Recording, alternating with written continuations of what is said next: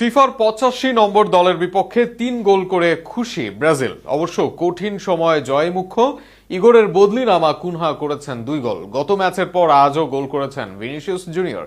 Match নিয়ে আরও থাকছে প্রতিবেদনে। বিশ্বকাপের শুরুটা প্রত্যাশা মতো হয়নি ব্রাজিলের। গ্রুপ পর্বের প্রথম ম্যাচে মরক্কোর বিপক্ষে ড্র করে সমালোচনার মুখে পড়েছিল 5 বারের বিশ্ব চ্যাম্পিয়নরা। তবে দ্বিতীয় ম্যাচে হাইতির বিপক্ষে মাঠে নেমে নিজেদের সামর্থ্যের শক্ত বার্তা দিল সেলেসাওরা। আক্রমণাত্মক ফুটবলার দারুণ কার্যকারিতার প্রতিপক্ষকে উড়িয়ে দিয়ে গুরুত্বপূর্ণ জয় তুলে নিয়েছে ব্রাজিল।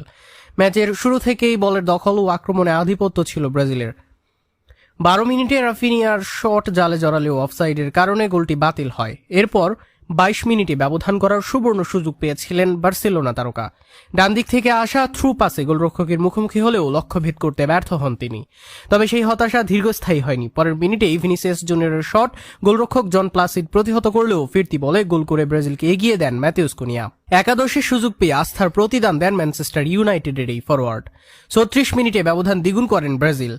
মাঝমাঠ থেকে ভিনিসিয়াসের দুর্দান্ত দৌড় এবং নিখুঁত পাস থেকে বাঁ পায়ের জোরালো শটে নিজেদের দ্বিতীয় গোলটি করেন কুনিয়া। প্রথমার্ধের যোগ করার সময় স্কোরশিটে নাম লেখান ভিনিসিয়াস নিজেও। ডিফেন্সকে সিটকে দিয়ে গোলরক্ষকের 2 পায়ের ফাঁক গোলে বল জালে পাঠিয়ে ব্রাজিলকে 3-0 ব্যবধানে এগিয়ে দেন তিনি।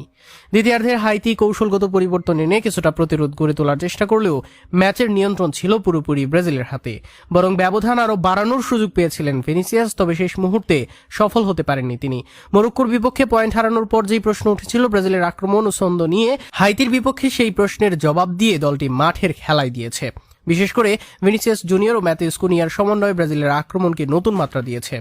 বিশ্বকাপ এখনও অনেক বাকি, তবে হাইতির বিপক্ষে এই দাপুটে জয় ব্রাজিলকে শুধু 3 পয়েন্টই দেয়নি, ফিরিয়ে দিয়েছে আত্মবিশ্বাসও।